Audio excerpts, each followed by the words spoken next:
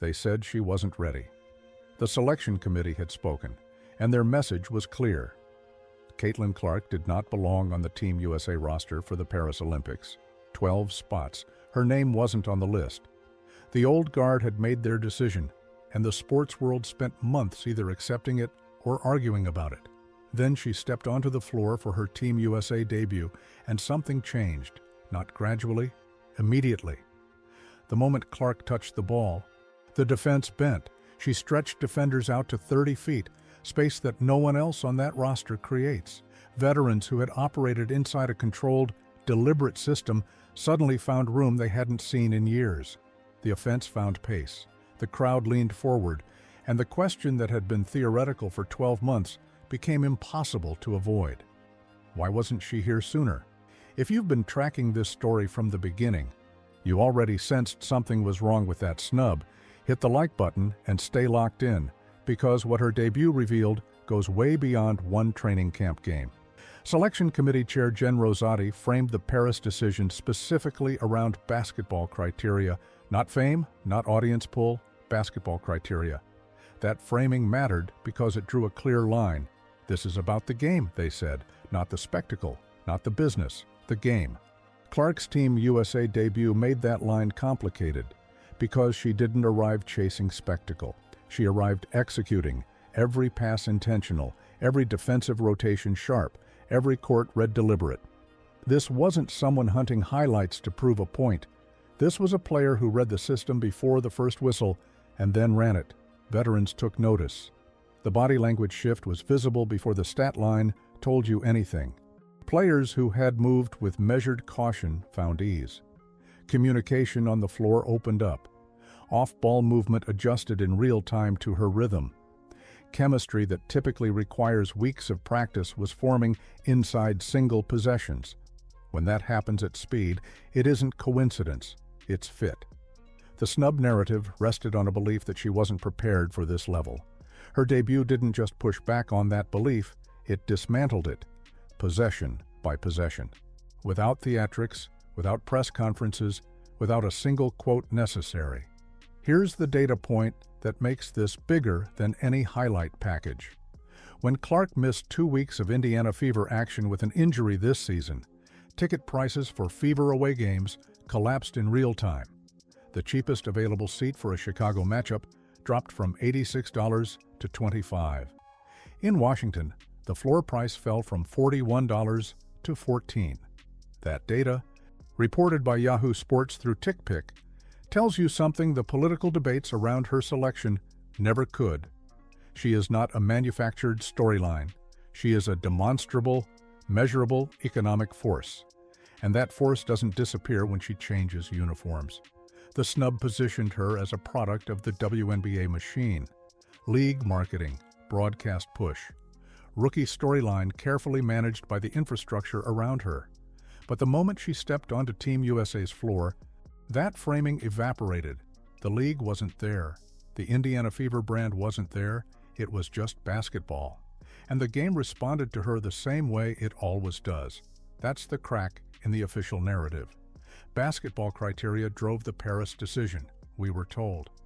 But the debut demonstrated that by basketball criteria alone, she elevates every structure she enters. The spacing widens. The transition accelerates. The offense modernizes. Those aren't marketing metrics.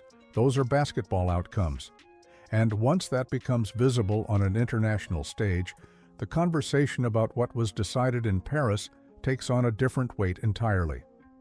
Many of you have been saying for months that the Olympic snub had nothing to do with basketball and everything to do with pecking order. Her debut handed that argument its strongest evidence yet. So what are you seeing in this footage that nobody's officially saying out loud? Drop it in the comments, because this story runs deeper than the highlight reel. The Team USA structure operated for years on a clear internal hierarchy. Veterans first, respect earned through extended service. Integration managed deliberately over time.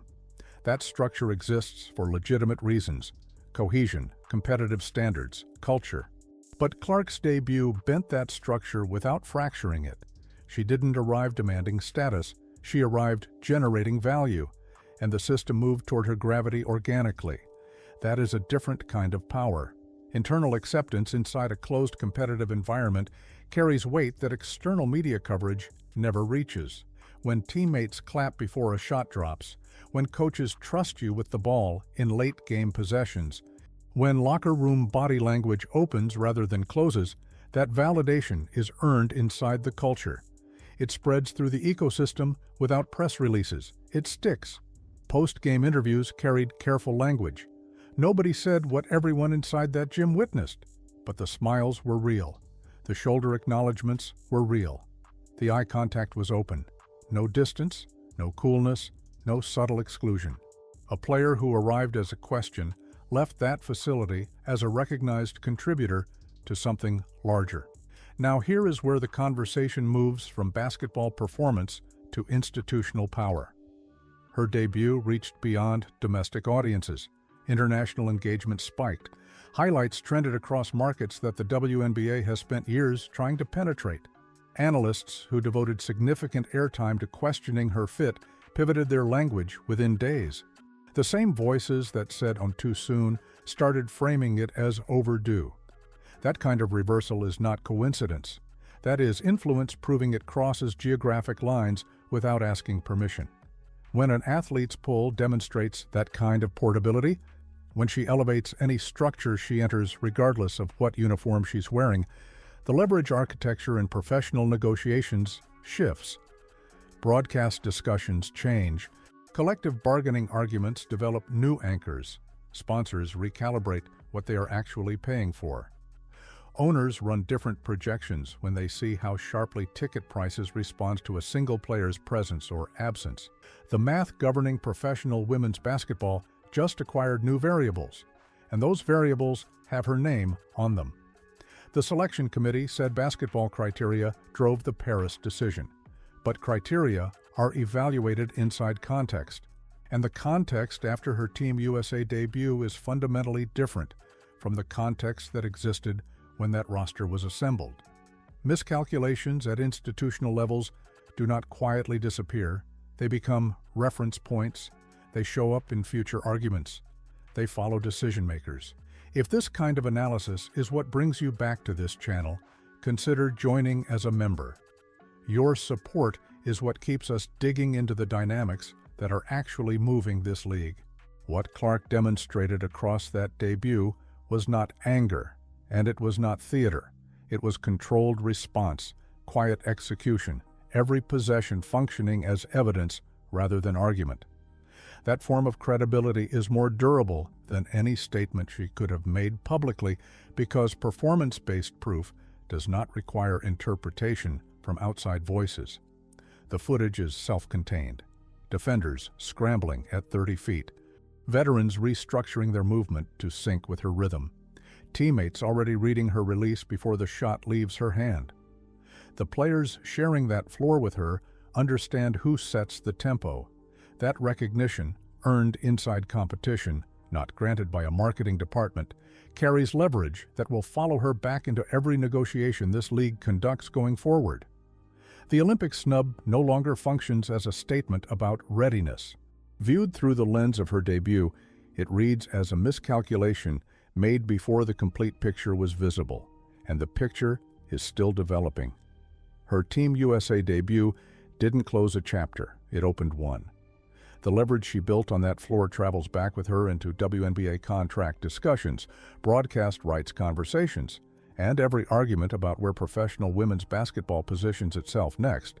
Because once a player proves she carries influence onto a global stage, independent of league infrastructure, she is no longer just an asset to one organization.